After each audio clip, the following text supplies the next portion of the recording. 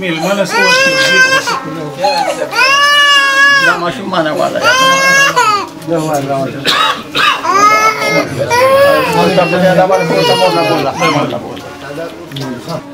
تاسو بچي خپل سبق وایي ښه خپل سبق وایي خپل سبق په نه خرابوه ښه په مهنت وکړئ سکول ته ځئ نو خبره به منئ خپل سبق په خپل مینه باندې د زړه په شوق باندې وایي ښه بچي ناستې تور سرې زنانه زموږ وړاندې د هغې زړونه صبر الله العالمین ډېر به درد دی ډېر به تکلیف دی ټولو له بهترین صبر توفیق ورکړي یا اله العالمین د خپلو غیبي خزانونه ورته دا کمی دا نقصان دنیا او آخرت کې پوره کړي یا اله العالمین موږ له توفیق راکړي چې د ظالم په ګریوان کې لاس واچوو یا اله العالمین موږ طاقت راکړي چې مظلوم سره مرسته وکړو یا اله العالمین چا چې دا ظلم کړی دی دی په خپلو قدرتونو باندې اله العالمین سزا ورکړي اله العالمین زموږ دا وطن د دې ظلم نه نجات ورته ورکړي اله العالمین زموږ دې وطن ته د دې ظلم نه خلاصي ورکړي اله العالمین زموږ نه رضا شي اله العالمین زموږ په دې وطن باندې د امن څادر راخور اله العالمین دې مظلومانو ته دې غریبانانو ته دې دردمندو ته اله العالمین د خپلې غیبي خزانو مدد او نصرت ورسره وکړي اللهم اغفرهم وارحمهم ولا تعذبهم واسكنهم في الجنة وادخلهم في الجنة بحرمة لا إله إلا الله. غربتیزم نشته دی د خان هر څه منظوریږي د بر نه پې پرېشري د غریب سړي نه څوک فریاد اوري او نه څوک د فریاد اورېدو څوک شته زه تاسو ته په ډیټیل کې ځم دې ځای کې یو جرب درې مرلې ځمکه میرعالم په دې نادر ملزم باندې په 30,000 باندې مرله خرڅه کړې ده تقریبا میاشل ورځې پس د سره دوه غونډګر دي یو میرعالم دی او یو ناصر جمال دی دا د غونډګر دي ټوپک مار دي دوی قتلونه هم کړي دي ځان سره قاتلان په دې بنګله کې ساتي یو دې عوامو نه تپوس کې هر شپه دلته کې په دې بنګله کې هوایي فایرنګ کېږي د دې نه اس ایچ او تپوس کړي نه آی جي پورې د دې فایرنګ تپوس کړي دي دې ځان سره جینه کیمرا ولې دلته کې ګډیم کې استعمال کې مخرج کې تقریبا یو میاشت ورځې به کې یو ډمه راوستي د استعمال کړل د ځان سره په موټر کې کینولې او په دې غنو په دې پټو کې د شپې ګرځولې ده بیا هغه موټر د په لختي کې خاصي دی کې د غریبانو خلک چې هغه موټر بل راستلې روزانه هر شپه کې دی عوامو ته پوسه په دې بنگله کې فایرینګ کیږي د تپوس هیڅوک نشي دا فایرینګ ولې کیږي تاسو ورشه په دا دیوال باندې غي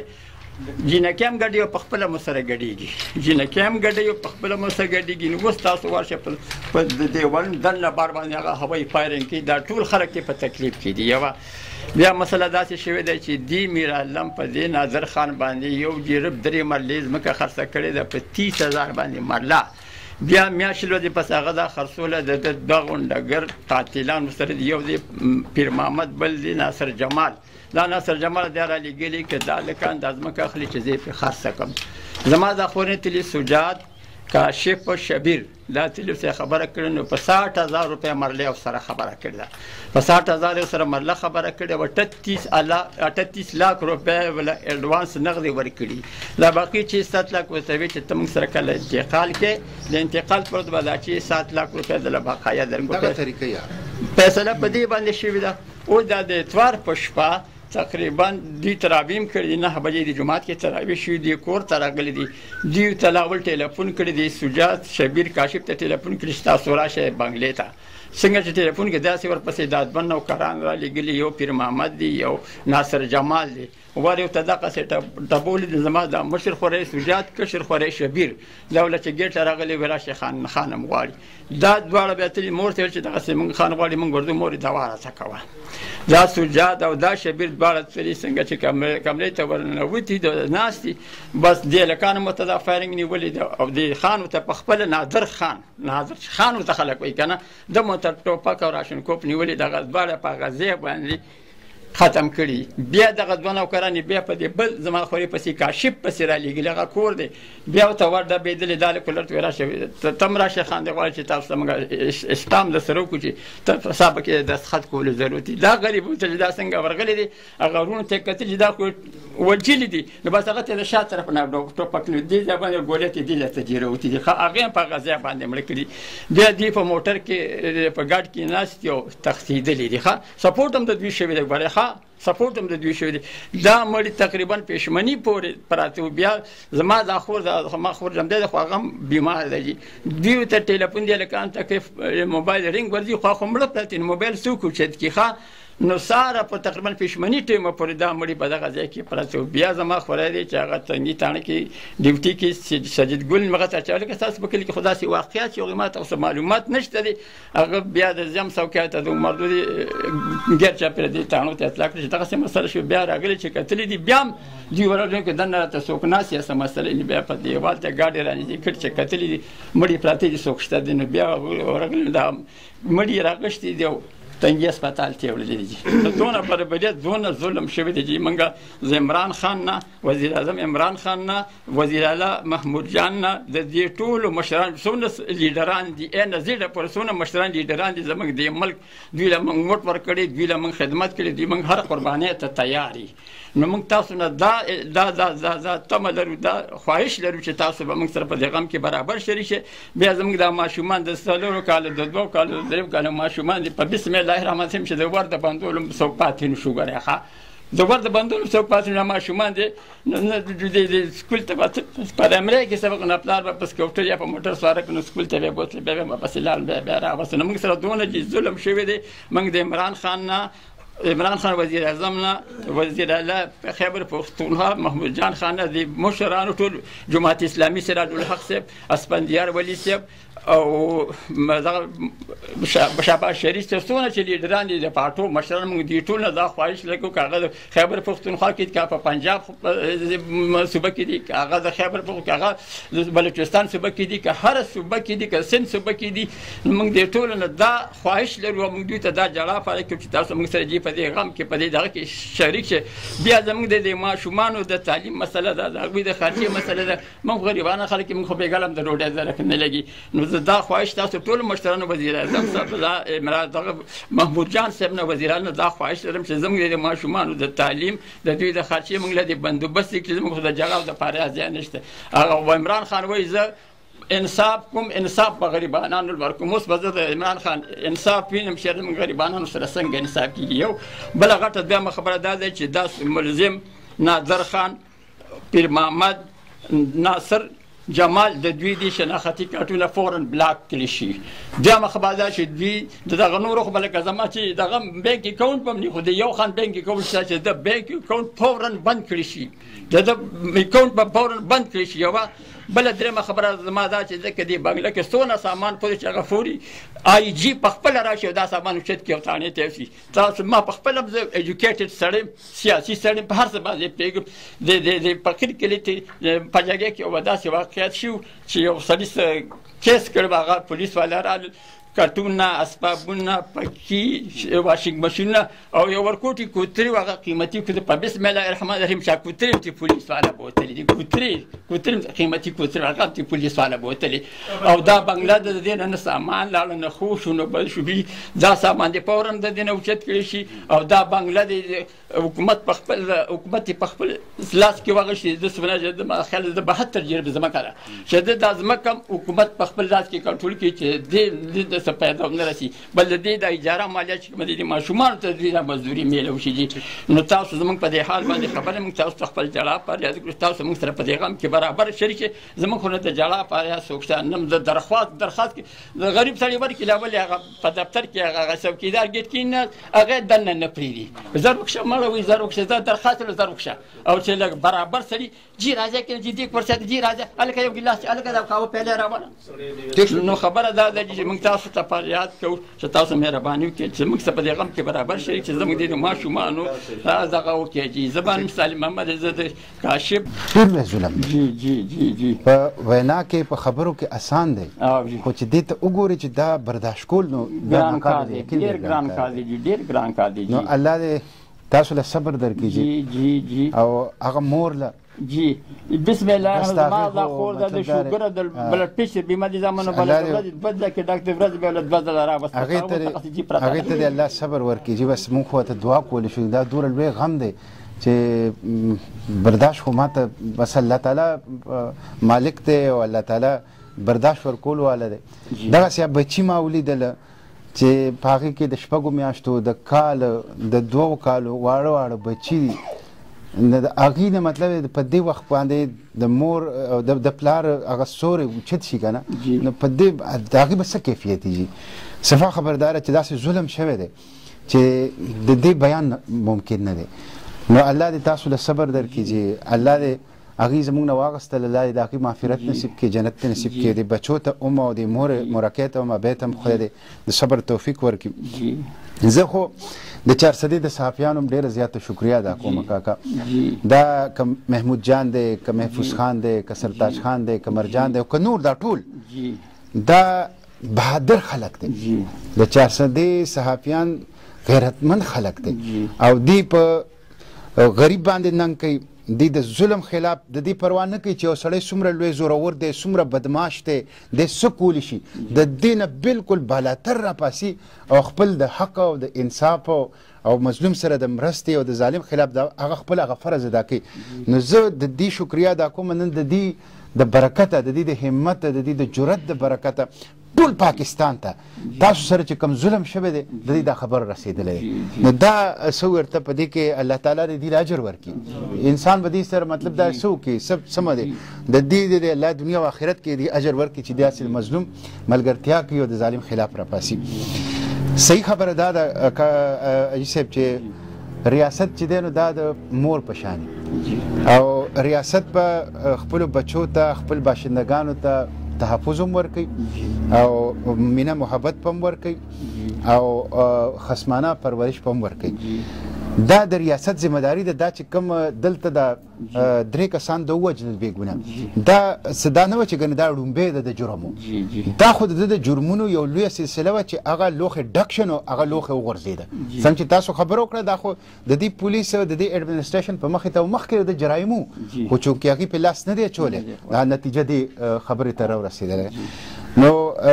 په دې باندې ما خو پرون مطالبه کړې ده اوس هم ستاسو په دې دیره کې د خپلو صحافیانو وروڼو د دې پوره د دې علاقې جرګې د جمع اسلامي مشران دا مېلمانه چې راغلي دي په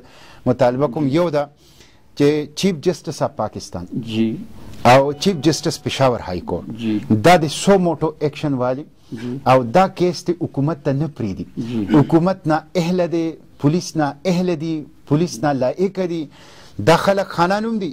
دی سره سره دی سیول بیروکراسي کې په دې افسرانو کې مضبوطې جړې هم لري د دې په وجه باندې د پولیس نه زموږ دا امکان نشته دی چې هغوی به انصاف وکړي هغوی به مظلوم سره ودرېږي نو چیف جسټس اف پاکستان او چیف جسټس پېښور های کورټ د سو موټو ایکشن والی او په خپله نګرانۍ کړي دې بچو ته دې زنانو ته یعنې هلته د ګټې وټې څوک نشته دوره څوک پاتې نه شو چې هغه میلمه ته دروازه کولاو کړي سوال جواب وکړي میلمه دپاره د دې نه لوی ظلم څه کیدی شي نو په خپل تحفظ کې دا زنانه دا بچي دا کور باشندگان دا دیوالی او دا کیس ته په خپله نگرانۍ کې منطقي انجام ته ورسي ظالمانو ته د دې ظلم سزا میلاو شي مظلومانو ته چې هغوی سره کوم ظلم شوی دی د هغوی ورته انصاف میلاو شي یو ده دویمه دا ده چې زموږ وزیر اعظم صاحب دا خبره کوي چې زه د مدینې ریاست جوړوم د مدینې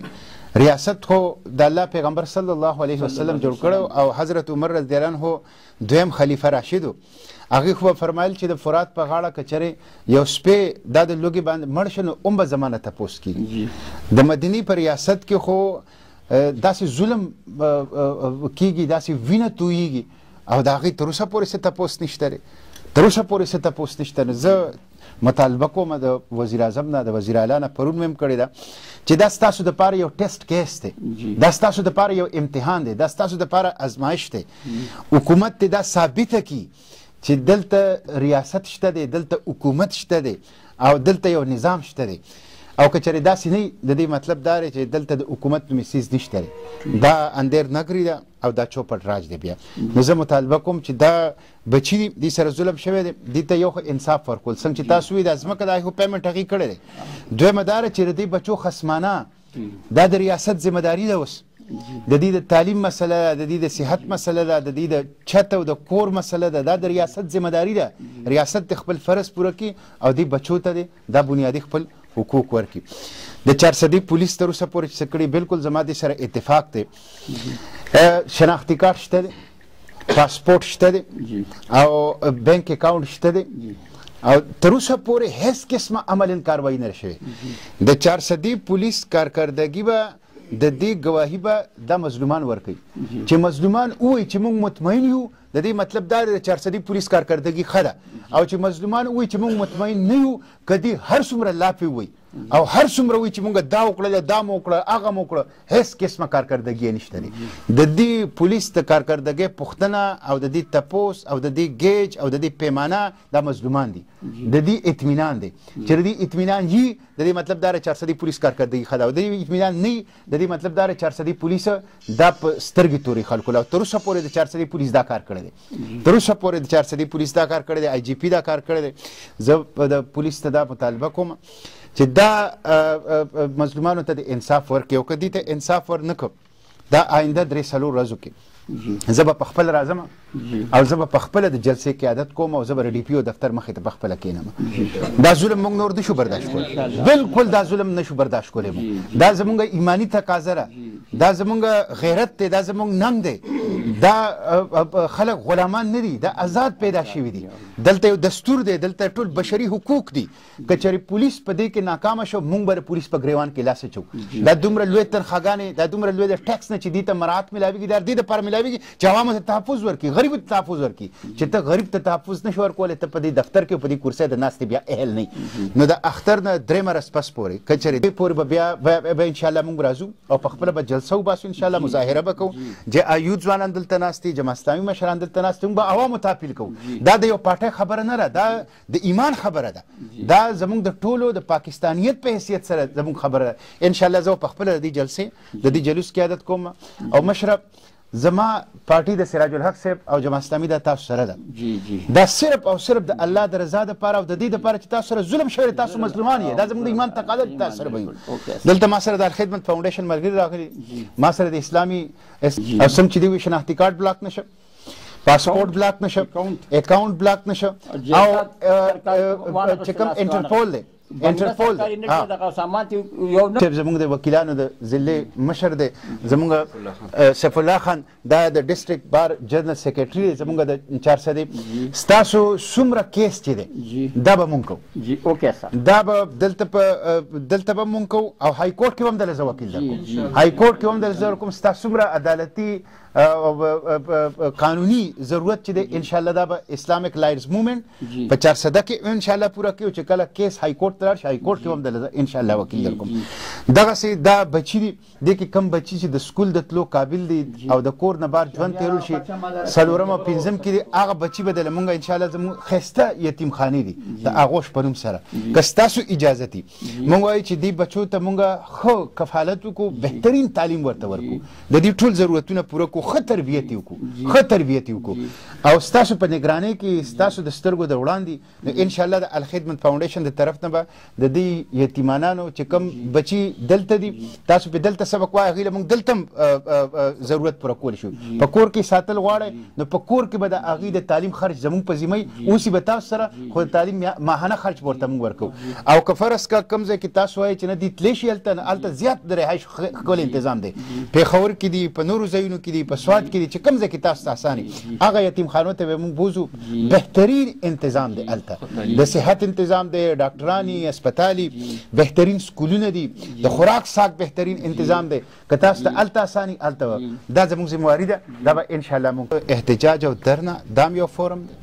او پارلیمنټ کا صوبایي اسمبلی ده زه به عنایت الله خان ته ووایم زموږ صوبایي اسمبلی ممبر دی او به حیثیت سینیټر زه په خپله سینټ اف پاکستان ممبر یم انشاءالله صوبایي اسمبلی کې به هم په دې ظلم خلاف اواز اوچتو او سینټ اف پاکستان کې به هم د دې ظلم خلاف اواز اوچتو او دې مظلومانو ته به د انصاف ورکولو لپاره هر پلیټ فارم